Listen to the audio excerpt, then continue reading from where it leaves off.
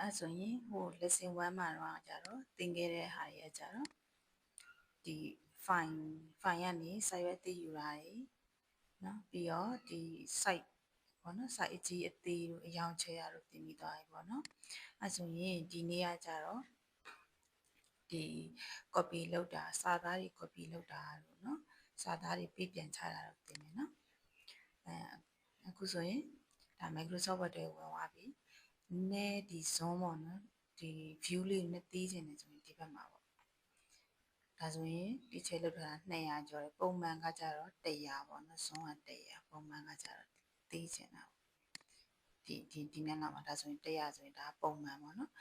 ကိုကမမြင်အောင်အကြီးကြည့်ပြီးတော့အကြီးမှပေါ့နော်မြင်ရမယ်ချိတ်ပြီးကြည့်ချင်တယ်ဆိုရင်ဒီဘက်အပေါင်းလေးနှိပ်လိုက်နော်ဒါဆိုရင်ကြည့်ပါမယ်ဒါဆိုရင်သိမယ်ပေါ့နော်ပုံမှန်ကတော့ဒီ100ပုံမှန်ပဲပေါ့နော်အဲ့ဆိုရင်ဒီ lesson 1မှာကြတော့ lesson 1မှာတော့ဒီ font နဲ့ပတ်သက်တဲ့ဒီအကွက်လေးပြီးသွားပြီပေါ့နော်ပြီးသွားရင်ဒီဘက်ကအကွက်ကိုဒီနေ့တစ်ချက်သင်ပေးမယ်နော်အရင်ဆုံးအနေနဲ့ဒီစာပိုက်ပေါ့နော်ဒီစာပိုက်တစ်ပိုက်ကိုဒီအလဲကောင်းအလဲစင်တာညီချင်တယ်ဆိုရင်ဒီဟာလေးပေါ့နော်ဒီစင်တာကိုနှိပ်မယ်အဲဆိုရင်ဒါအလဲစင်တာညီပေးမယ်ဟာပေါ့နော်ပြီးရင်ဒီဘက်ဘယ်ဘက်ကညီချင်တယ်ဆိုရင်စာသားတွေကိုဆက်လက်မှတ်မယ်ဆက်လက်မှတ်ပြီးတော့ဒါလေးနှိပ်လိုက်ရင်ဒါဘယ်ဘက်အညီပေါ့နော်ဒါမှမဟုတ်ညာဘက်အညီထားခြင်းတယ်ဆိုရင်ဒါလေးကိုနှိပ်မယ်နော်ဒါလေးကိုတစ်ချက်နှိပ်လိုက်ပြီဆိုရင်ဒါညာဘက်အညီပေါ့နော်ဒီစာပိုက်ကိုပေါ့နော်အလဲညီဘေးညီထားတာပေါ့နော်အဲ့ဒါမှမဟုတ်ဘူးပေါ့နော်ဒီဘက်ဘယ်ဘက်ကောညာဘက်ကိုညီချင်တယ်ဆိုရင်တော့ဒီဟာလေးရွေးရမှာပေါ့ justify ဆိုတာဒါဆိုညီသွားပြီနော်စာပိုက်ဒီဘက်လည်းညီဒီဘက်လည်းညီသွားပြီနော်အဲ့ဆိုရင်ဒီကနားလည်းပြီနော်ဘယ်ညီအလဲညီ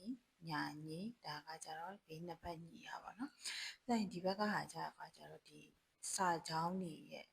အစိတ်အကျဲပေါ့နော်။ဘယ်လိုလုပ်မလဲဆိုတော့ဒီစာပိုက်ကိုဆက်လက်မှတ်လိုက်မယ်။ပြီးတော့ရင်ဒီမြလေးကိုနှိပ်မယ်။နှိပ်ပြီးရင်ဒါဆိုရင်1.0ဆိုရင်ဒီလောက်3.0ဆိုရင်ဒီလောက်ပေါ့နော်။3.0ဆိုရင်ဒီလောက်ဒါဆိုရင်ကျဲကြီးဖြစ်သွားပြီပေါ့နော်။အဲ့လိုမျိုးလုပ်တဲ့နေရာပေါ့ဒါဆိုရင်ဒီ paragraph တွေကိုအစိတ်အကျဲပေါ့စာကြောင်းတစ်ကြောင်းနဲ့တစ်ကြောင်းအစိတ်အကျဲလုပ်တာပေါ့နော်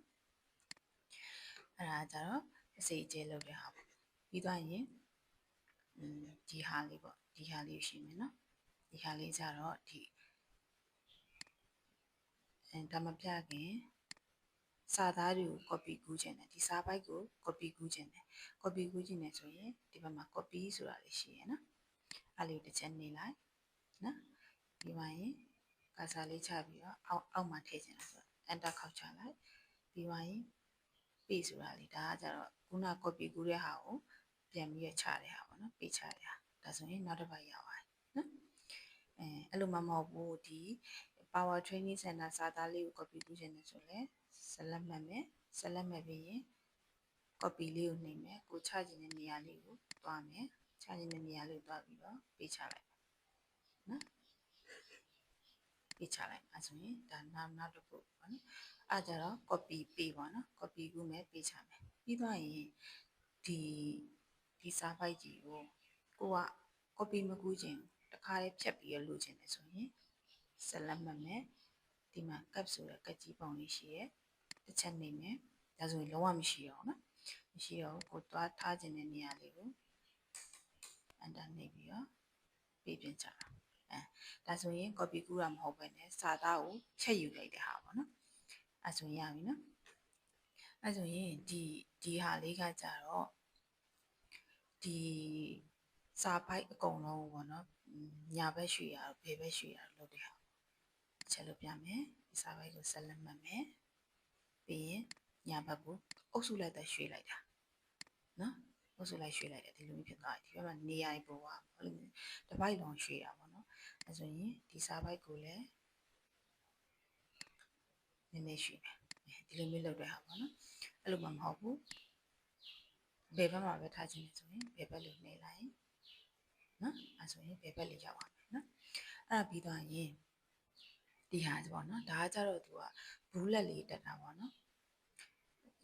ဒီချက်ပြမယ်နော်ဆက်လက်မှတ်လိုက်မယ် ဆက်လက်မှတ်ပြီးတော့ဘူးလက်လေးရဲ့ဘေးရမြားလေးကိုနှိပ်ပြီးတော့ဒါဘူးလက်တက်တဲ့နေရာလေးပါဘူးလက်တက်တချို့ဆိုရင်ဒီလိုမျိုးလေးရှိမယ်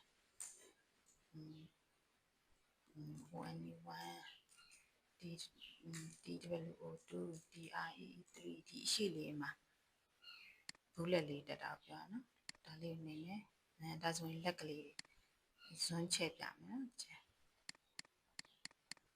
ဒါဆိုရင်လက်ကလေးရှိမှထည့်တာပေါ့နော်အဲ့လိုမှမဟုတ်ဘူးမကြိုက်ဘူးဒီအရောင်လေးနဲ့ဆိုလဲအရောင်လေးထည့်မယ်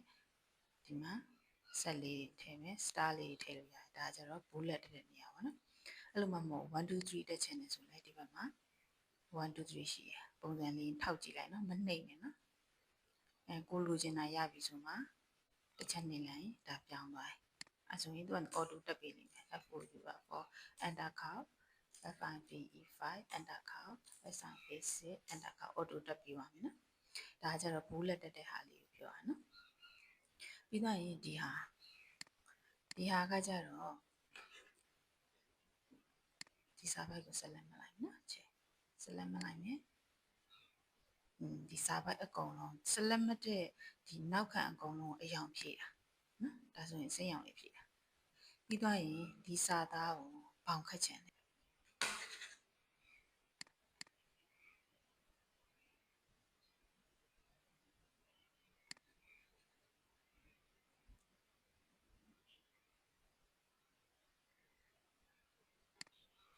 အဲ့ဆိုရင်ခုနကကြတော့ဒီ paragraph ကြီးကို border ခတ်တာတော့မဟုတ်ဘူးလေနော်ဒီလိုမျိုး